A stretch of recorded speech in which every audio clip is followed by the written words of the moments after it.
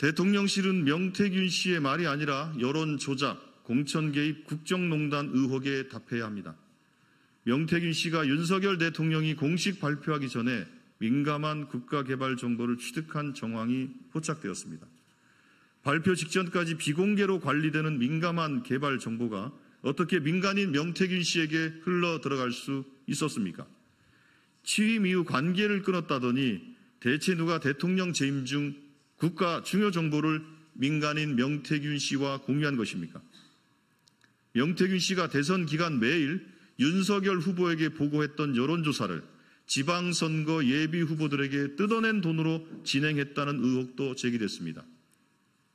현직 창원시장의 선거법 위반 재판에서도 명태균 씨가 여론조사를 조작, 왜곡해 국민의힘 공천에 개입했다는 증언이 나왔습니다.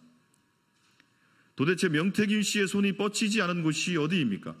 여론 조작, 공천 개입, 국정농단 등 명태균 씨의 폭로로 드러난 모든 의혹을 낱낱이 밝혀야 합니다. 대통령실이 답할 것은 오빠가 누구냐가 아닙니다. 대통령실은 윤석열 대통령과 김건희 여사가 명태균 게이트에 어디까지 발을 담그고 있는지 답해야 합니다. 대통령실의 비겁한 침묵이나 거짓 변명은 더 이상 통하지 않습니다. 대통령실이 변명하면 할수록 김건희 특검의 필요성만 재확인될 것입니다. 윤석열 대통령은 언제까지 거짓 선동, 가짜뉴스 타령하며 국민을 기만할 셈입니까? 윤석열 대통령이 어제 한 단체의 행사에 참석해 진실의 힘으로 우리 사회를 교란시키는 거짓 선동과 가짜뉴스를 물리쳐달라고 말했습니다. 정말 기가 찹니다. 검찰이 김건희 여사에게 면죄부를 선문해 준 날 국민이 분노하는데도 윤석열 대통령은 가짜뉴스 타령만 하고 있으니 한심한 노릇입니다. 대체 무엇이 가짜뉴스입니까? 증거가 차고 넘치는 김건희 여사 주가 조작 의혹이 가짜뉴스입니까? 연일 이어지는 명태균 씨의 폭로가 가짜뉴스입니까?